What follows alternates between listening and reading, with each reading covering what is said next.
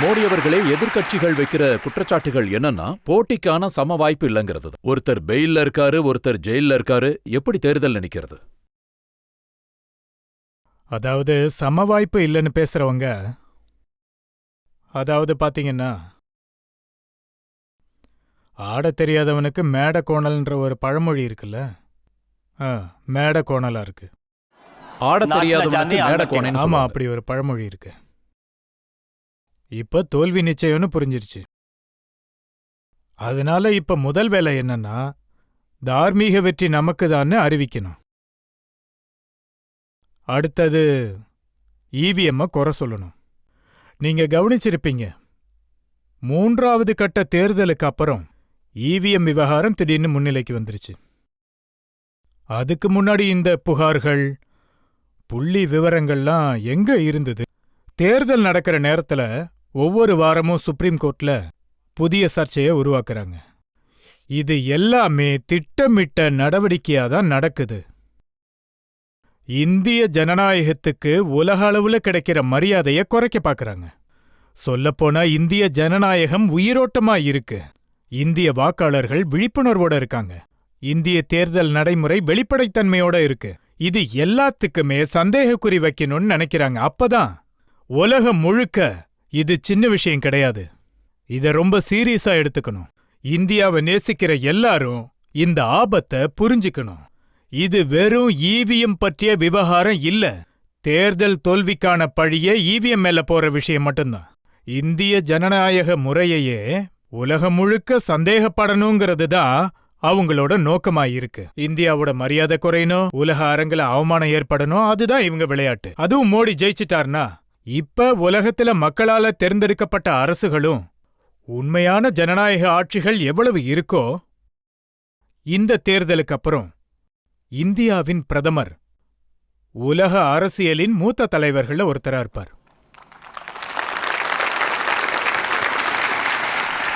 ஜனநாயக நாடுகளின் மேடையில மூத்த தலைவரா இருப்பாரு. அதுக்கான கணக்கை இவங்க இப்பவே போட ஆரம்பிச்சிட்டாங்க. அதான் ஆலோசகர் இருக்காரு, இது நடந்தா அப்படி நடக்கும், இப்படி நடக்கும்னு. அந்த பயத்துல தான் இந்த விஷயம் எல்லாம் நடக்குது. அதனால பாதிக்கப்படுறது என்னமோ இந்த நாடு தான். அது மட்டும் இல்ல, தேர்தல் ஆணையத்தை கூட குறை சொல்றாங்க. நம்ம நாட்டோட தேர்தல் விதிமுறைப்படி ஒரு நாடாளுமன்ற தொகுதியில போட்டியிடுற வேட்பாளர் மரணம் அடைஞ்சா அந்த தேர்தல் ஒத்திவைக்கப்படும். சரியா? ஒருவேளை நாடாளுமன்ற தேர்தல்ல போட்டியிடுற வேட்பாளர் இறந்து போயிட்டார்னா அந்த தொகுதியோட வாக்குப்பதிவு தள்ளி வைக்கப்படும். வேறொரு தேதியில தேர்தல் வைக்கப்படும். யாராவது சொல்லுங்க, ராஜீவ்காந்திங்கிற ஒரு நபர் நாடாளுமன்ற தொகுதியோட வேட்பாளர், அவரு தீவிரவாத தாக்குதல்ல கொல்லப்பட்டாரு. அவருடைய சீட் கேன்சல் செய்யப்பட்டிருக்கணும், தேர்தல் ஒத்திவைக்கப்பட்டிருக்கணும். ஆனா அப்போதைய தேர்தல் ஆணையம் நாடு முழுக்க இருந்த தேர்தலையும் நிறுத்திருச்சு. எந்த ஒரு லாஜிக்கும் கிடையாது. சுமார் 21-22 நாட்கள் அவகாசம் கொடுக்கப்பட்டு அவரோட அஸ்தி எடுத்துக்கிட்டு நாடு முழுக்க பயணங்களும் நடந்துச்சு. அதுக்கப்புறம் தான் தேர்தல் நடத்தினாங்க. அப்ப என்ன சம வாய்ப்பு இருந்தது? அந்த தேர்தல் ஆணையத்துல இருந்தவங்களே அதுக்கப்புறம் காங்கிரஸ் வேட்பாளராகி அத்வானி அவர்களுக்கு எதிராக போட்டியிட்டாங்க. நீங்க தேர்தல் ஆணையத்தை பத்தி பேசுறீங்களா? அதனாலதான் சொல்றேன், இப்ப சட்டப்படி நடக்கிற விஷயங்கள் கூட அவங்களுக்கு சமமான போட்டியா தெரியாது. இயல்புதான். ஏன்னா அது இதுநாள் வரைக்கும் தனி சலுகைகளை அவங்க அனுபவிச்சிட்டு வந்திருக்காங்க. என் கட்சியின் தலைவர் உலகத்திலேயே மிகப்பெரிய அரசியல் கட்சி, நாட்டின் முக்கிய எதிர்க்கட்சி தலைவரா இருந்தாலும் ஜனவரி 26, ஆகஸ்ட் 15 என் கட்சியின் அப்போதைய தலைவருக்கு 7வதோ 8வதோ வரிசையில தான் இருக்கை ஒதுக்கப்படும். கட்சியோட தலைவருக்கு, இந்த நாட்டோட ஈகோ சிஸ்டம்க்கு இந்த விஷயத்தை கவனிக்க கூட தோணல. ராஜ்நாத் அவர்கள் தலைவரா இருந்தாரு. நான் பார்த்தேன் 15க்குள்ள அவங்களோட ஒரு எம்பி கட்சி தலைவர் கூட இல்ல. அவருக்கு 4வதோ 5வதோ வரிசையில சீட் இருந்தது. நாடு முழுக்க பரபரப்பு கிளம்பிருச்சு. அவமானப்படுத்திட்டதா சொன்னாங்க. எந்த அளவுக்கு நீங்க அவங்களுக்கு ஜால்ரா அடிக்கிறீங்கன்னு தெரியுதா? யாருக்கு ஜால்ரா அடிக்கிறீங்க? அப்படிப்பட்டவங்களுக்கு தான் என்னோட கேள்வி. இதுதான் ஜனநாயகமா? இதுதான் சமமான வாய்ப்பா? உண்மைய சொன்னா உங்க எல்லாருக்கும் கசக்குது. எங்கேயும் உண்மையை பேசுறதுக்கு தண்டனைன்னு இருந்தா அதை ஏத்துக்க இந்த மோடி எப்பவும் தயாராதான் இருப்பான். அதாவது தேர்தலுக்கு முன்னாடி 2 முதலமைச்சர்களை சிறையில் அடைச்சிட்டாங்கன்னு அவங்க குறை சொல்றாங்க. யாரையாவது சும்மா சிறையில் அடைக்க முடியுமா? நீங்களே சொல்லுங்க. நீங்க பணக்கட்டுகளை பாத்தீங்களா இல்லையா? அவ்வளவு பணக்கட்டுகளை பார்த்ததுக்கு அப்புறம் உங்களுக்கு என்ன தோணுது? அதெல்லாம் உழைச்சு சம்பாதிச்ச பணமா சொல்லுங்க? பண மலைகள் சிக்கி இருக்கு. அவ்வளவு பணம் கிடைச்சதுக்கு அப்புறம் அரசாங்கம் எதுவும் செய்யலன்னா பின்னாடி ஏதோ சமரசம் நடந்துருச்சுன்னு நீங்க சொல்லுவீங்க. அப்படிதானே சொல்லுவீங்க? நீங்க டெல்லியில இருக்கிற பசங்களோட வாழ்க்கையவே கெடுக்கிறீங்க. ஒவ்வொரு ஸ்கூலுக்கு பக்கத்திலையும் மதுக்கடைகளை திறந்துடுறீங்க. அதுவும் ஊழல் செய்யறதுக்காக மட்டும்தான். அதுக்கப்புறம் சட்ட நடைமுறைப்படி யாருக்காவது தெரிஞ்சுக்கணும்னா ஜார்க்கண்ட் முதலமைச்சரை பத்தி உச்ச நீதிமன்றம் நேத்து என்ன சொன்னுச்சுன்னு பாருங்க. டெல்லி அமைச்சரை பத்தி 2 நாளைக்கு முன்னாடி ஹைகோர்ட்ல என்ன சொன்னாங்க? தீர்ப்பு சொல்றது நீதிமன்றம், நாங்க இல்ல. எங்களால யாரையும் சிறைக்கு அனுப்பவும் முடியாது, எங்களால யாரையும் சிறையில வைக்கவும் முடியாது. அத நீதிமன்றம் தான் முடிவு பண்ணணும். என்னோட கருத்து என்னன்னா, ரயில்வே டிக்கெட் பரிசோதகருக்கு சம்பளம் கொடுக்கறீங்கன்னா அவரோட வேலை டிக்கெட்டை சோதிக்கிறது, டிக்கெட் எடுக்காதவங்களுக்கு அபராதம் விதிக்கிறது. அது அவரோட வேலை. நீங்க வேலை செய்யறவங்கள பாராட்டுவீங்களா மாட்டீங்களா? ஒரு இடத்துல 1500 கோடி மதிப்புள்ள ஹெராயின் பிடிப்பட்டதுன்னு வச்சுக்கோங்க. அதை பிடிச்ச அதிகாரிய பாராட்டுவீங்களா மாட்டீங்களா? ஒரு கிராமத்துல ஒரு பெரிய திருட்டு நடந்துருச்சுன்னு வைங்க. ஒரு போலீஸ்காரர் தைரியமா அந்த திருடனை பிடிச்சிட்டாரு. ஊர் மக்கள்லாம் சேர்ந்து அவரை பாராட்டுவாங்களா மாட்டாங்களா? ஈடி 22,000 கோடி பணத்தை பறிமுதல் பண்ணிருக்கு. அதுக்காக நாடே ஈடிய பாராட்டணும். ஏன் இப்படி கத்துறீங்க? அப்படின்னா 22,000 கோடி உங்களோடதா? இங்க இருக்கிற யாருக்காவது கஷ்டமா இருக்கா? அவ்வளவு பணம் போயிடுச்சுன்னு வருத்தமா இருக்கா? உங்கள யாருக்காவது மனவேதனையா இருக்கா? யாருக்கு வலிக்குதோ அவங்க அழறாங்க, அதனாலதான் கத்துறாங்க. அப்படின்னா 22,000 கோடியில அவங்களுக்கு ஒரு பங்கு இருக்கு. அவங்க 10 வருஷ ஆட்சி காலத்துல 34 லட்சம் பறிமுதல் செய்யப்பட்டது, ஒரு குழந்தை ஸ்கூல் பேக்ல எடுத்துட்டு போற அளவுக்கு. ஆனா நாங்க 22,000 கோடி பிடிச்சிருக்கோம். 70 டெம்போ தேவைப்படும், 7 அந்த பணத்தை நிரப்பறதுக்கு. ஈடி தன்னோட வேலையை செய்யுது. நான் பிரதமரா 2014 தேர்தல்ல இததான் முக்கிய பிரச்சனையா வச்சு போட்டியிட்டேன். இந்த வேலையை செய்யணும்னு தான் மக்கள் என்ன தேர்ந்தெடுத்தாங்க. மோடியவர்களே, இதுக்கு முன்னாடி இப்படி நடந்ததில்ல. இந்த மாதிரி விஷயங்களை நீங்க தான் ஆரம்பிச்சீங்க. அரசியல்வாதிகளை யாரும் தொடமாட்டாங்க. அவங்க எது செஞ்சாலும் தப்பிச்சிடலாங்கிறதுக்காக தான் அரசியலுக்குள்ளேயே வருவாங்க. நாட்டு மக்கள் என்ன சொல்றாங்கன்னா, நீங்க சின்ன சின்ன ஆளுங்களை மட்டும்தான் சிறையில பிடிச்சு போடுறீங்க, பெரிய பெரிய ஆளுங்கெல்லாம் தப்பிச்சிடுறாங்கன்னு. இனிமே இந்த நாட்டுல அது நடக்காது.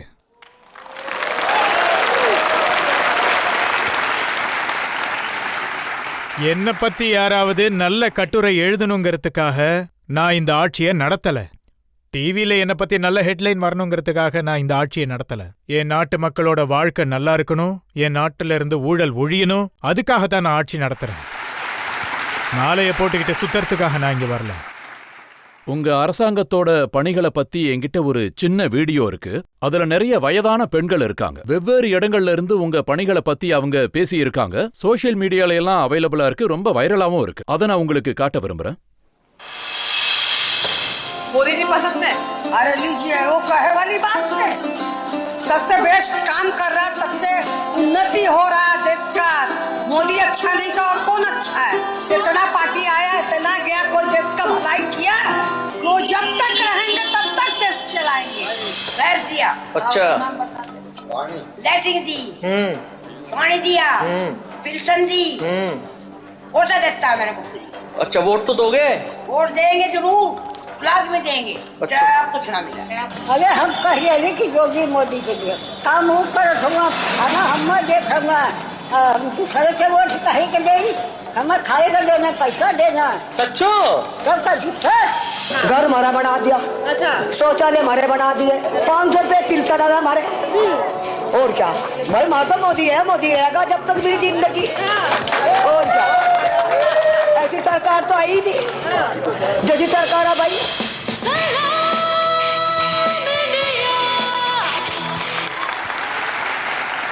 முதல்ல அந்த தாய்மார்களுக்கு என்னுடைய மனப்பூர்வமான நன்றி. அவங்க மனம் திறந்து என்னை ஆசீர்வதிக்கிறாங்க. ஆனா ஊடகத்துறையில இருக்கிறவங்க இந்த விஷயத்தை கவனிக்கணும். பெரிய பெரிய தலைவர்கள் கூட இவ்வளவு தெளிவா இவ்வளவு நுணுக்கமா பேச மாட்டாங்க. ஆனா அதை அனுபவிச்ச ஒருத்தர் பேசுறதுல அவ்வளவு தெளிவு இருக்கு. அதாவது அவங்க சொல்றது உண்மை, வெறும் வார்த்தை அலங்காரம் இல்ல, அது மனசுல இருந்து வந்த ஆசீர்வாதம்னு தான் சொல்லணும். அதுதான் என்னுடைய பலமே. எங்க அரசாங்கத்துக்கு ஒரு சிறப்பு இருக்குன்னா அது இதுதான், லாஸ்ட் மைல் டெலிவரி. திட்டங்கள் எப்பொழுதும் கடைசி மனிதர் வரை சென்று சேரணும். அது எனக்கு சந்தோஷத்தை தருது. இதை கேட்கும்போது இந்த வேலைய என்னால செய்ய முடிஞ்சதுக்கு எனக்கு சந்தோஷமா இருக்கு. அதனால தான் அந்த தாய்மார்கள் என்ன ஆசீர்வதிக்கிறாங்க. அதுக்காகத்தான் இவ்வளோ அர்ப்பணிப்போட நான் வேலை செய்கிறேன். சந்திராயன் விண்ணுக்கு போகணும்னாலும் அதே அர்ப்பணிப்போட தான் வேலை செய்வேன். முழுமையான வளர்ச்சி தான் என்னுடைய நோக்கம். அதுக்கு நான் முயற்சி செய்கிறேன். தாய்மார்களுடைய ஆசீர்வாதம் எனக்கு எப்பவும் கிடைச்சிக்கிட்டே இருக்கு. அது என்னுடைய பாக்கியம். மோடி அவர்களே, மக்களுக்கு பணம் நேரடியா போய் சேருதுன்னா அது டிஜிட்டல் முறையில் இருக்கிறதுனால தான் போய் சேருது. எஸ் ஜெய்சங்கர் இந்த ப்ரோக்ராமுக்கு வந்திருந்தாரு. அவர் சுவாரஸ்யமான ஒரு சம்பவம் சொன்னாரு. அதாவது வேக்சினேஷன் சர்டிஃபிகேட் காட்ட வேண்டிய நேரம் வந்தப்போ அமெரிக்காவுக்கு அவங்க மகனை பார்க்க போனப்போ ரெஸ்டாரண்ட்ல இருக்கும்போது அவரோட மொபைல் போன்ல இருந்து காட்டியிருக்காரு. ஆனா அவரோட பையன் பாக்கெட்ல இருந்து ஒரு துண்டு பேப்பர் எடுத்து காட்டியிருக்காரு. அப்பதான் இது இந்தியா, இது அமெரிக்கான்னு தோணுச்சான். இத கேட்கும்போது எனக்கு ரொம்ப சந்தோஷமா இருக்கு. ஆனா பாராளுமன்றத்துல, நாட்டோட சுப்ரீம் கோர்ட்ல நல்ல செல்வாக்கு இருக்கிறவங்க, ஒரு காலத்துல நாட்டோட நிதியமைச்சரா இருந்தவரே பாராளுமன்றத்துல நின்னு இந்த காலத்துல என்ன சொல்றாருன்னா, இந்த நாட்டுல மொபைலை பத்தி யாருக்கு தெரியும், இன்டர்நெட்டை பத்தி யாருக்கு தெரியும், இந்த ஃபின்டெக் எல்லாம் எதுக்கு அப்படின்னு கேட்கிறாரு.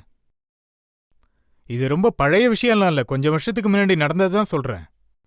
ஆனா இன்னொரு பக்கம் நம்ம நாடு டிஜிட்டல் இந்தியாவா மாறி G20 நாடுகள் கூட்டத்துல நான் பார்த்தேன். உலகத்துல இருக்கிற ஒவ்வொரு நாடுகளும் கேட்டுச்சு, இவ்ளோ பெரிய மாற்றம் எப்படி ஏற்பட்டுச்சுன்னு கேட்டாங்க.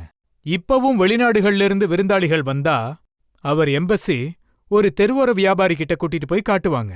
இவரும் ஆன்லைன்ல பணம் வாங்குறாருன்னு காட்டுவாங்க. ஆன்லைன்ல வாங்குறாருன்னு. மொழி தெரியலன்னா கூட பரவாயில்ல. அதனாலதான் நம்ம நாட்டுல டைரக்ட் பெனிஃபிட் டிரான்ஸ்ஃபர் வெற்றி அடைஞ்சிருக்கு. கோவிட் காலத்துல பல பணக்கார நாடுகள் கூட தங்களுடைய மக்களுக்கு பணம் கொடுக்க திட்டமிட்டாங்க. ஆனா கொடுக்க முடியல. அதுக்கான அமைப்பே அவங்க கிட்ட இல்ல. இன்னைக்கு நான் விவசாயிகளுக்கு நிதி அனுப்புறப்போ 2000 ரூபாய், வருஷத்துல 3 தடவை, எனக்கு 30 செகண்ட் தான் ஆகுது. 11 கோடி கணக்குகள்ல பணம் போய் சேர்ந்துருது 30 செகண்ட்ல. நாங்க தொழில்நுட்பத்தை ஊழலுக்கு எதிரான ஆயுதமா பயன்படுத்துறோம். ஒரு பக்கம் ஏஜென்சி அவங்களோட வேலையை செய்யறாங்க, அதே நேரம் நான் டெக்னாலஜி மூலமா வெளிப்படைத்தன்மையும் கொண்டு வரேன்.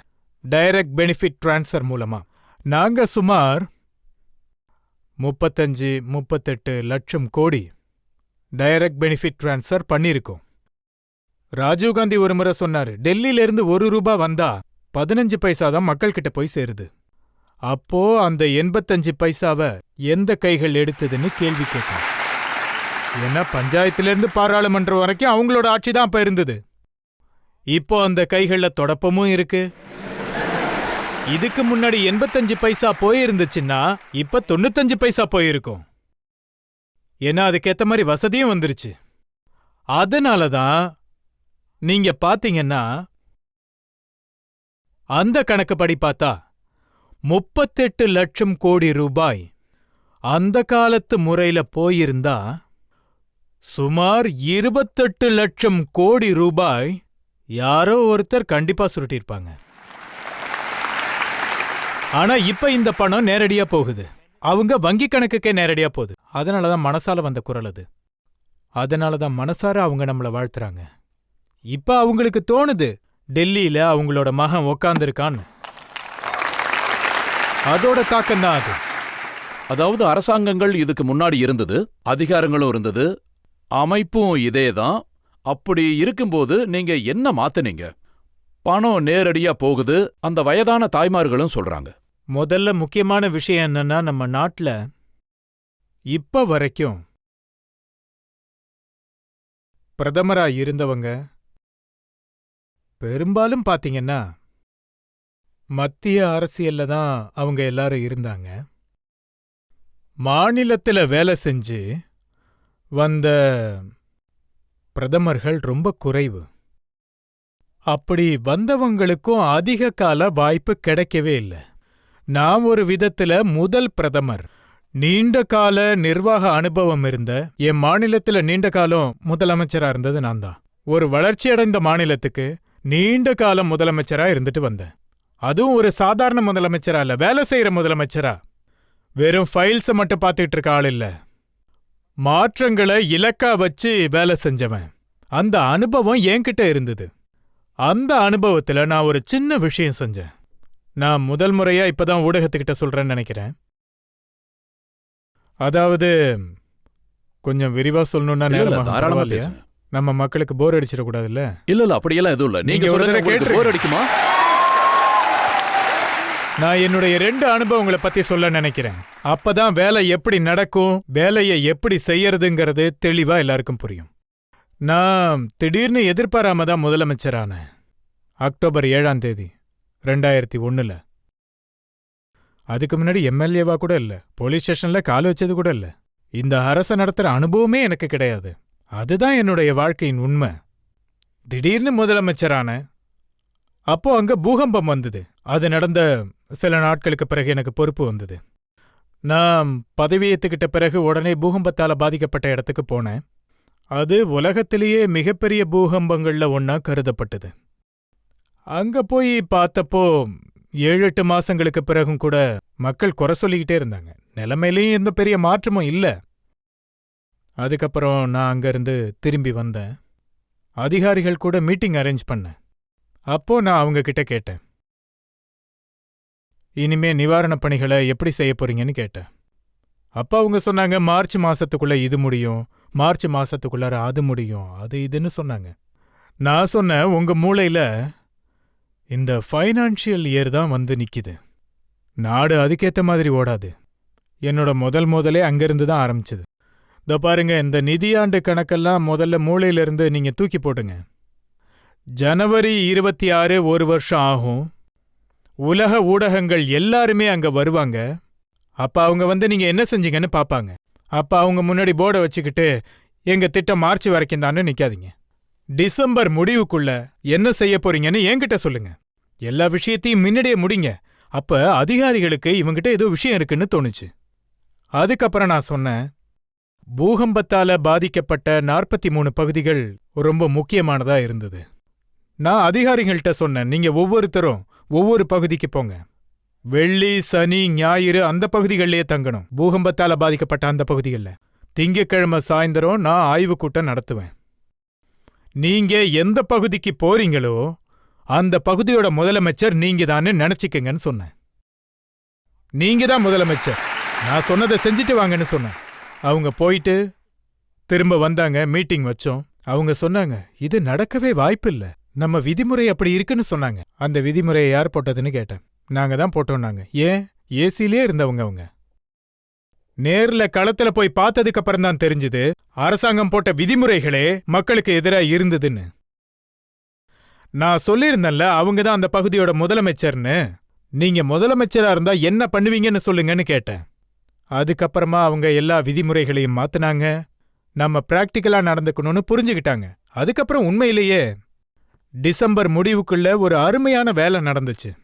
அதுக்கப்புறம் ஜனவரியில நான் டெல்லிக்கு வந்து பிரஸ் கான்ஃபரன்ஸ் கொடுத்தேன்.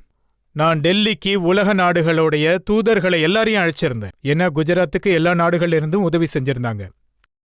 ஜனவரி 22ஆம் தேதியிலிருந்து உலகம் முழுக்க இருக்கிற ஊடகங்கள் அங்க வந்திருந்தாங்க. நீங்க அப்போதைய செய்தி எடுத்து பாருங்க, பாராட்ட தவிர வேற எதுவும் இருக்காது. முழுக்க முழுக்க அதுல பாராட்டு மட்டும்தான். ஆட்சி முறையும் அதுதான், அதிகாரிகளும் அவங்கதான், விதிமுறைகளும் அவங்கதான். அதுக்கப்புறம் நான் இங்க வந்த பிறகு நான் என்ன பண்ணேன்னு உங்களுக்கு தெளிவா சொல்றேன். எல்லா செயலாளர்கள் கூடயும் மீட்டிங் போட்டேன். எல்லாரும் பெரிய பெரிய அதிகாரிகள், என்ன மாதிரி நூத்துக்கணக்கான தலைவர்களை பார்த்தவங்க, சில பேர் 3-4 பிரதமர்களை கூட பார்த்திருப்பாங்க. அவங்களுக்கு இதெல்லாம் சாதாரண ஒரு விஷயம்தான். இதுதான் உண்மை. அதனால தான் நான் மீட்டிங் போட்டேன். நாம ஒரு வேலை செய்யணும்னு சொன்னேன். நீங்க மசூரியில பயிற்சி முடிச்சிட்டு வெளியில வந்தப்போ முதல் பணி நியமனம் கிடைச்ச இடம், ஐஏஎஸ் அதிகாரியா அந்த இடத்துக்கே திரும்ப போங்கன்னு நான் சொன்னேன். அதாவது முதல் தடவையா அவங்களுக்கு போஸ்டிங் கிடைச்ச இடம். அவங்கள அனுப்பின இடம் ஒரு சின்ன ஏரியாவா இருந்திருக்கும். நான் சொன்ன நீங்க அதே இடத்துக்கு போங்க, அதே ஊருக்கு போங்க, முடிஞ்சா உங்க குடும்பத்தையும் கூட்டிட்டு போங்க. அப்ப நீங்க எங்க தங்கியிருந்தீங்க, அலுவலகம் எப்படி இருந்தது, அந்த ஊர் எப்படி இருந்தது, அது எல்லாத்தையும் உங்க குடும்பத்துக்கு காட்டுங்க. செலவெல்லாம் அரசாங்கம் ஏத்துக்கும். அதுக்கப்புறமா என்கிட்ட வந்து சொல்லுங்க, நீங்க அந்த நிலையிலிருந்து இங்க வந்துட்டீங்க, நீங்க விட்டுட்டு வந்த ஊர் எப்படி இருக்குன்னு சொல்லுங்க. அதுக்கப்புறம் நான் எந்த பாடமும் எடுக்க தேவையில்லையே. எல்லாரும் வந்து சார் எங்க கண்ணு திறந்துருச்சுன்னு சொன்னாங்க.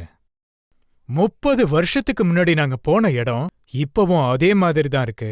ஆனா எங்க வாழ்க்கை மாறிடுச்சு, எங்க பிள்ளைங்க முன்னேறிட்டாங்க. ஆனா ஊர் அப்படியே தான் இருக்கு. அப்ப நான் கேட்டேன், இந்த கொள்கைகளை போட்டது யாரு? அவங்களுக்கு நான் அந்த விஷயங்களை உணர வச்சேன், அவங்கள மோட்டிவேட் பண்ணேன்.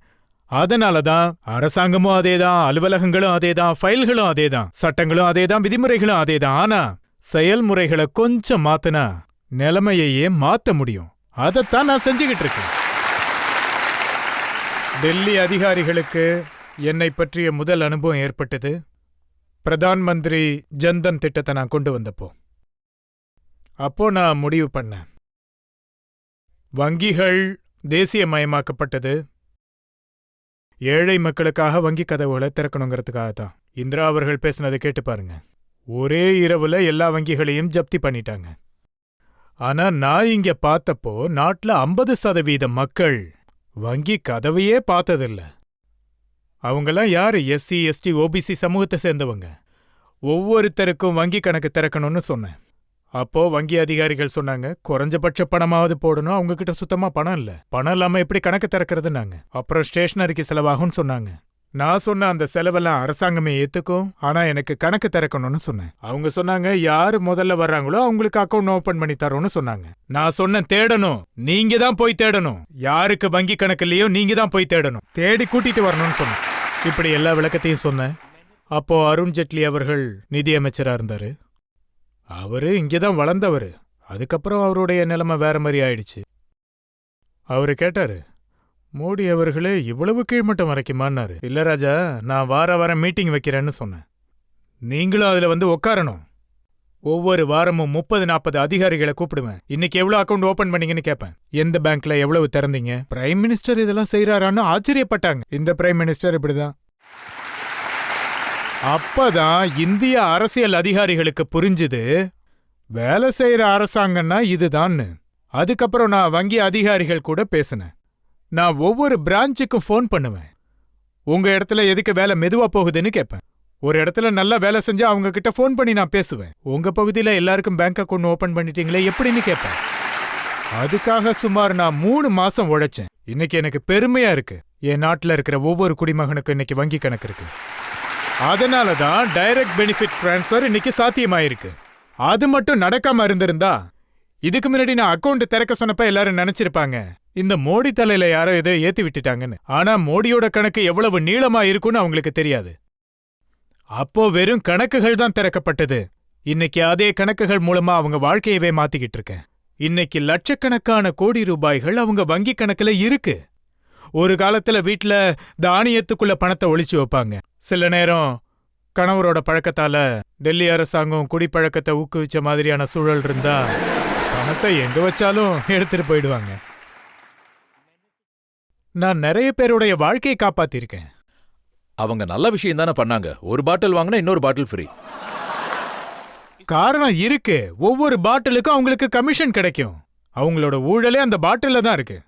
அதனாலதான் ஃப்ரீயா கொடுத்தா கூட அவங்களுக்கு கமிஷன் உறுதியா கிடைச்சிடும். ஆனா அவங்க என்ன சொல்றாங்கன்னா மத்த இடங்கள்ல எல்லாம் பணக்கட்டு கிடைக்குது, என் இடத்துல சல்லி காசு கிடைக்கலன்னு அவங்க சொல்றாங்க. இதுக்கு முன்னாடி அதிகாரியா இருந்தவங்க அரசாங்கம் எப்படி செயல்படும்னு அவங்களுக்கு தெரியும், வழிகளை முன்கூட்டியே மூடிடுவாங்க.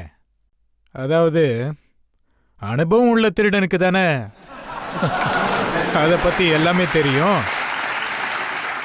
அரசாங்கத்துல இருந்த அதிகாரிக்கு நல்லாவே தெரியும் ஈடி எப்படி போகும், சிபிஐ எப்படி வரும்னு தெரியும். அதுக்கேத்த மாதிரி எல்லாத்தையும் தயார் பண்ணி வச்சுப்பாங்க, பிரச்சனை வராதுன்னு நினைப்பாங்க. அப்படிதான் யோசிச்சிருப்பாங்க. இப்ப நீங்க இருக்கீங்களே, இத்தனை வருஷ உங்க அனுபவத்துல எத்தனை அரசியல் தலைவர்களா இருந்தாலும் அவங்கள நீங்க எளிதா கண்டுபிடிச்சிருங்க.